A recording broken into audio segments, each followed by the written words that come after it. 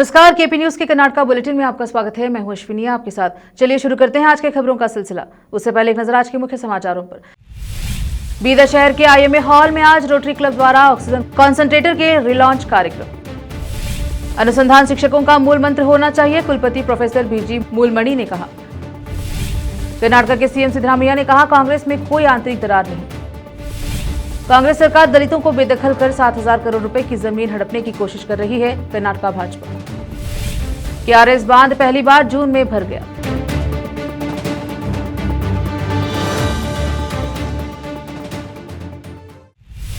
समाचारों का सिलसिला शुरू करते हुए देखते हैं समाचार विस्तार से। बीदर शहर के आईएमए हॉल में आज रोटरी क्लब द्वारा ऑक्सीजन कॉन्सेंट्रेटर के रिलॉन्च कार्यक्रम का उद्घाटन डॉक्टर आरती रघुकृष्ण मूर्ति ने किया। इस अवसर पर अतिथि के रूप में डॉक्टर रघुकृष्ण मूर्ति, एजी सूर्यकांत रामाशेट्टी, क्लब के अध्यक्ष सोमशेखर पाटिल, सचिव कृपा सिंधु पाटिल, इंजीनियर होशेट्टी रवि मूले, कानून साहित्य परिषद के अध्यक्ष सुरेश चंदशेट्टी, दर सेडमकर सहित अन्य उपस्थित रहे। कैमरामैन पुपुराज का कवरेज। ऑक्सीजन कॉन्सेंट्रेटर लॉन्च करने का जो आइडिया था, जो रोटरी क्लब ऑफ बीदर ने इम्प्लीमेंट किया, तब जब कोविड-19 पैंडेमिक से सफर हो रहे थे, हजारों पेशेंट हर दिन गवर्नमेंट हॉस्पिटल और इवन प्राइवेट हॉस्पिटल में एडमिट हो रहे थे, बेड्स कम पड़ रहे थे और ऑक्सीजन तो इतना लग रहा था कि एक ऑक्सीजन का सांस मीन्स एक आशा और निराशा के बीच में कनेक्शन हो गया था। जिसको ऑक्सीजन मिला उसको लाइफ मिला, जिसको नहीं मिला उनको डेथ। ऐसे कंडीशन में जब हर body, government, non governmental, everything और सभी इवन प्राइवेट एनजीओ, सारे क्लब्स आगे आके क्या देना ये सोच के सर्विस अबव सेल्फ जो रोटरी का मोटो है, इस भावना से आके सब लोग अपने कैपेसिटी में जो होता है। Now the present membership is 81. 81 is a very big number.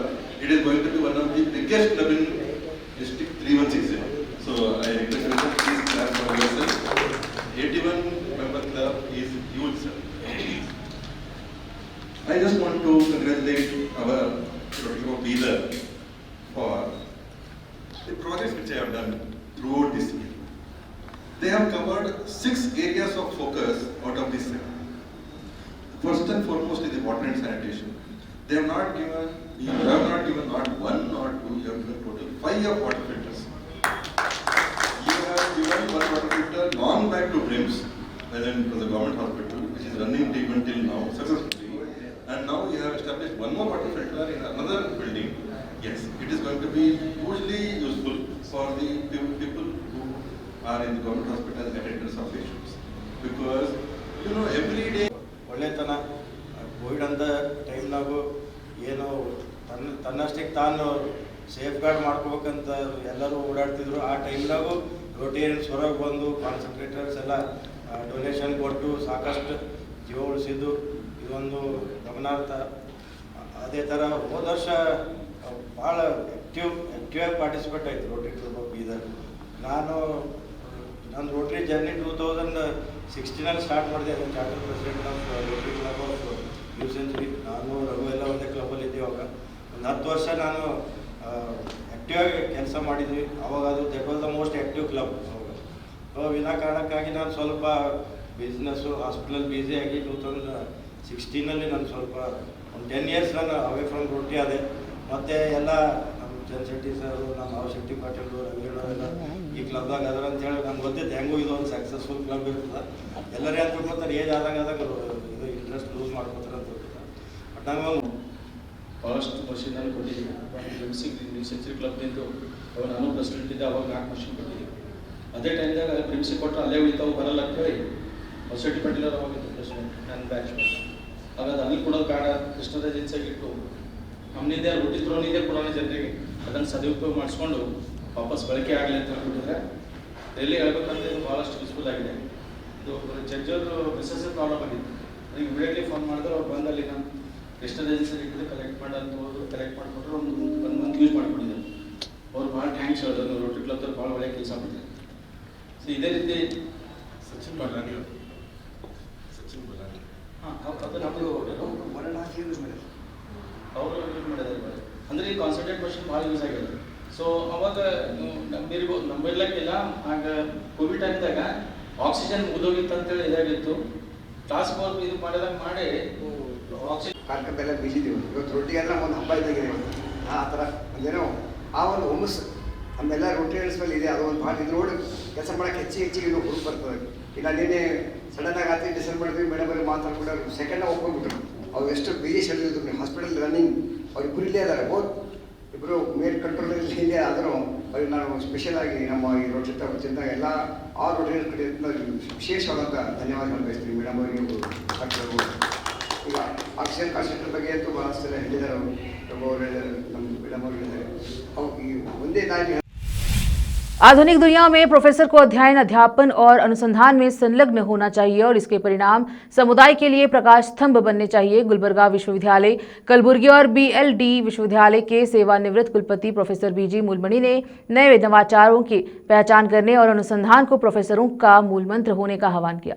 वह शहर के स्थानीय कर्नाटका कॉलेज द्वारा आयोजित सम्मान और पुस्तक विमोचन कार्यक्रम का उद्घाटन किया और कहा कि दुनिया भर के विश्वविद्यालयों छात्रों के शोध पर जोर दे रहे हैं। यदि छात्र शोध में रुचि दिखाते हैं तो संकाय को विशेष ध्यान देना चाहिए और उन्हें प्रोत्साहित करना चाहिए। हाल के दिनों में दुनिया अकल्पनीय खोज कर रही है। जब इसका सही तरीके से उपयोग किया जाता है तो मानव जाति जीवित रह सकती है। इसमें कोई संदेह नहीं कि कर्नाटका डिग्री कॉलेज भविष्य में एक विश्वविद्यालय बन जाएगा।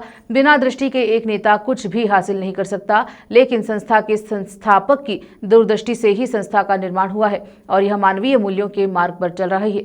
कार्यक्रम के विशेष आमंत्रित अतिथि के RSS के अध्यक्ष डॉक्टर बसवराज जी पाटिल ने कहा कि प्रोफेसर BG मूलमणि एक चलता फिरता विश्वविद्यालय है।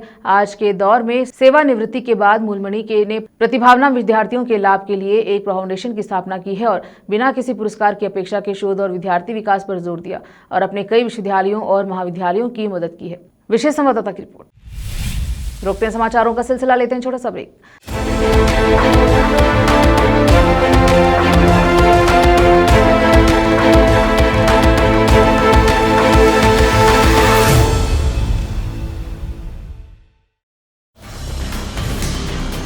हिंदुस्तान के हर कोने में हम हैं मौजूद। 24 घंटे हालात पर गहरी नजर, खबरों से जुड़े चुपते सवालात और आपको दिखाता है धार्मिक, सामाजिक, राजनीतिक, लोकल और इंटरनेशनल न्यूज की सबसे बेहतर कवरेज जो आपको रखती है हर पल बाखबर। देश और दुनिया भर की खबर के लिए देखते रहें KP News 24/7। नूर एजुकेशन ट्रस्ट बीदर की ओर से चलाए जाने वाला नूर M.Ed and B.Ed college Bidar, recognized by NCTE Delhi and affiliated to Bidar University Bidar.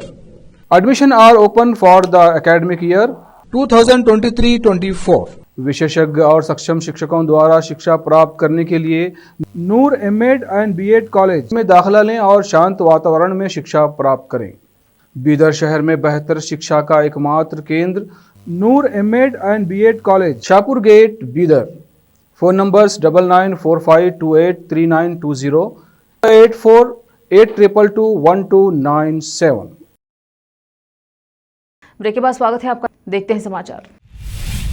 मुख्यमंत्री सिद्धरामैया ने मंत्री के राजन्ना द्वारा कर्नाटका में राजनीतिक परिवर्तन का सुझाव देने वाली टिप्पणी को खारिज करते हुए कहा कि ऐसे बयानों को नजरअंदाज करना बेहतर है और राज्य इकाई में कोई आंतरिक दरार नहीं है। उन्होंने बेंगलुरु में विधानसौधा के पूर्वी प्रवेश द्वार के पास नाद प्रभु केम्पेगौड़ा की 516वीं जयंती के अवसर पर उनकी प्रतिमा पर पुष्पांजलि अर्पित करने के बाद मीडिया के सवालों का जवाब देते हुए ये बात कही। जब पत्रकारों ने उनसे सहकारिता मंत्री और उनके करीबी के राजन्ना के इस बयान के बारे में पूछा कि राज्य की राजनीति में जल्द ही बड़ा बदलाव आएगा, तो मुख्यमंत्री सिद्धरामैया ने कहा कि मंत्री राजन्ना ने केवल इतना ही कहा था कि राज्य में कुछ राजनीतिक घटनाक्रम हो सकते हैं या नहीं कि कुछ निश्चित होगा। जब उनसे पूछा गया कि मंत्री राजन्ना की टिप्पणी की व्याख्या कैसे की जानी चाहिए, तो मुख्यमंत्री ने कहा कि इस बयान को नजरअंदाज करना ही बेहतर होगा। कर्नाटका भाजपा ने आरोप लगाया कि बेंगलुरु के महादेवपुरा में टेक पार्क के पास स्थित 7,000 करोड़ रुपए की बहुमूल्य जमीन से दलितों को बेदखल करने और उसे लाभ की पूंजी में बदलने की साजिश चल रही है। कर्नाटका विधान परिषद में विपक्ष के नेता चलवड़ी नारायण स्वामी ने गुरुवार को विधान सौधा स्थित अपने कार्यालय में एक संवाददाता सम्मेलन में यह आरोप लगाया। उन्होंने कहा, जिस भूमि पर सवाल उठाया जा रहा है वह पहले वन भूमि रही होगी, लेकिन राजस्व भूमि के रूप में पुनर्वर्गीकृत होने के बाद इसे राजस्व विभाग द्वारा दलितों में वितरित कर दिया गया। रेलवे और कर्नाटका औद्योगिक क्षेत्र विकास बोर्ड के IADB को भी कुछ हिस्से आवंटित किए गए हैं। नारायण स्वामी ने सवाल किया, अब मैं मांग करता हूं कि मुख्यमंत्री, राजस्व मंत्री, उद्योग मंत्री और वन मंत्री की मौजूदगी में तुरंत भूमि मालिकाना हक धारकों की बैठक बुलाए और वन विभाग की कार्यवाही बंद करे। सरकार को स्पष्ट करना चाहिए कि यह माफिया के साथ खड़ी है, दलितों के साथ। दलितों की जमीन इस तरह कैसी छीनी जा सकती है।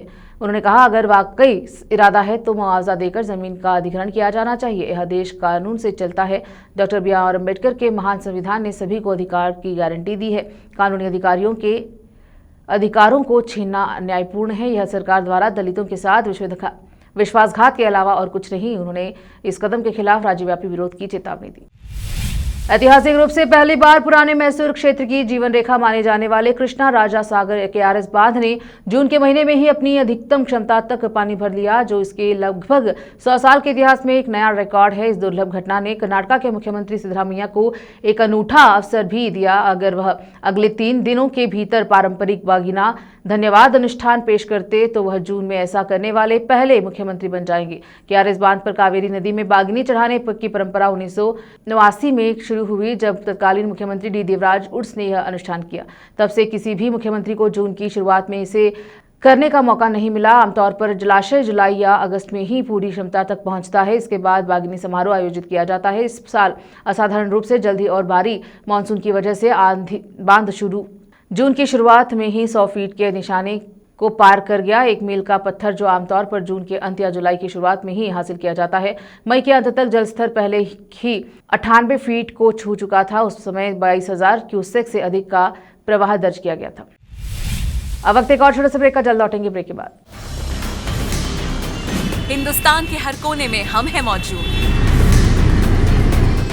24 घंटे हालात पर गहरी नजर, खबरों से जुड़े चुपते सवालात, और आपको दिखाता है धार्मिक, सामाजिक, राजनीतिक, लोकल और इंटरनेशनल न्यूज की सबसे बेहतर कवरेज, जो आपको रखती है हर पल बाखबर। देश और दुनिया भर की खबर के लिए देखते रहें KP News 24/7। ब्रेक के बाद स्वागत है आपका, देखते हैं समाचार। कर्नाटका के ऊर्जा मंत्री KJ जॉर्ज ने घोषणा की है कि भविष्य में राज्य भर के सभी सौर ऊर्जा संयंत्रों में बैटरी स्टोरेज सिस्टम स्थापित किए जाने चाहिए। वे विदादी में पेस डिजिटेक के लाइनेस पावर द्वारा स्थापित एक पूरी तरह से स्वचालित 5 गीगावाट घंटा बैटरी ऊर्जा भंडारण इकाई के उद्घाटन के अवसर पर बोल रहे थे। जॉर्ज ने कहा कि दिन में पैदा होने वाली सौर ऊर्जा को रात में इस्तेमाल के लिए संग्रहित किया जाना चाहिए। इसे हासिल करने के लिए सभी सौर ऊर्जा संयंत्र में कम से कम 2 घंटे की सौर ऊर्जा संग्रहित करने में सक्षम बैटरी स्टोरेज सिस्टम को एकीकृत किया जाना चाहिए। उन्होंने अक्षय ऊर्जा बुनियादी ढांचे के मजबूत करने के भंडारण के महत्व पर जोर दिया। केनरा बैंक की मनागुली शाखा में 53.26 करोड़ रुपए से अधिक मूल्य के सोने और नकदी की कथित लूट के सिलसिले में एक बैंक प्रबंधन सहित 3 लोगों को हिरासत में लिया गया है। पुलिस ने यह जानकारी दी। पुलिस ने बताया कि आरोपियों की पहचान बैंक मैनेजर 41 वर्षीय विजय कुमार मिरियाला और उसके साथियों 38 वर्षीय चंद्रशेखर नेरेला और 40 वर्षीय सुनील नरसिम्लू मोका के रूप में हुई है। यह डकैती 25 मई को विजयपुरा जिले के बसवन बागेवाड़ी तालुके में केनरा बैंक की मनागुली शाखा में हुई थी, जहां मिरियाला पहले शाखा प्रबंधन के रूप में काम कर चुके थे। विजयपुरा के पुलिस अधीक्षक लक्ष्मण निम्बर्गी ने बताया कि बैंक लॉकर में 53.26 करोड़ रुपए मूल्य के 58.97 किलोग्राम सोने के गहने और 5.2 लाख रुपए नकद चोरी हो गए हैं। निम्बार्गी ने कहा कि इस मामले में केनरा बैंक की हुबली शाखा के वरिष्ठ प्रबंधक विजय कुमार मिरियाला और उसके सहयोगी चंद्रशेखर नरसिम्लू को गिरफ्तार किया गया है। पुलिस के अनुसार आरोपियों ने बैंक को लूटने की योजनाबद्ध तरीके से साजिश रची थी। उन्होंने इस साल फरवरी में डकैती की योजना बनाई थी, लेकिन संदेह से बचने के लिए उन्होंने मिरियाला के मनागुली शाखा से तबादले का इंतजार किया। कर्नाटक के यादगिरी में दुखद घटना सामने आई है। बता दें कि मानचूर गांव के पास भीमा नदी में आई बाढ़ में 2 युवक डूब गए। दरअसल ये घटना तब हुई जब दोनों युवक अपने मवेशियों को पानी पिलाने के लिए नदी में उतरे, जहां नदी में पानी ज्यादा होने के कारण दोनों युवक डूब गए। फिलहाल इस मामले में बचाव अभियान जारी है।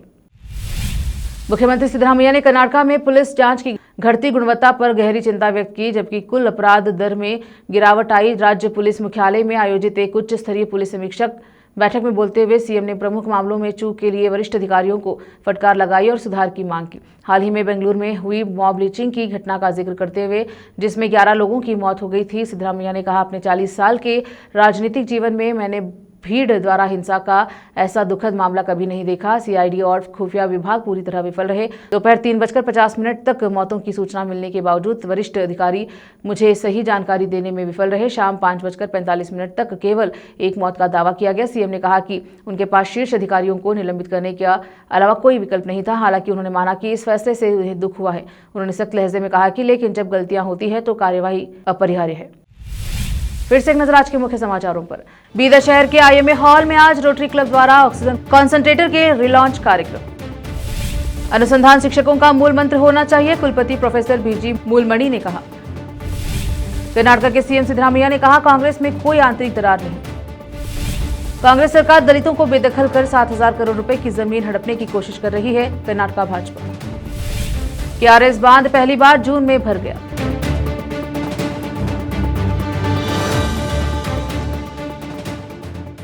केपी न्यूज के कर्नाटक बुलेटिन में अब तक इतना ही। देखते रहे केपी न्यूज 24/7। धन्यवाद। देश प्रदेश और स्थानीय समाचारों के लिए केपी न्यूज 24/7 को लाइक, शेयर एंड सब्सक्राइब जरूर करें।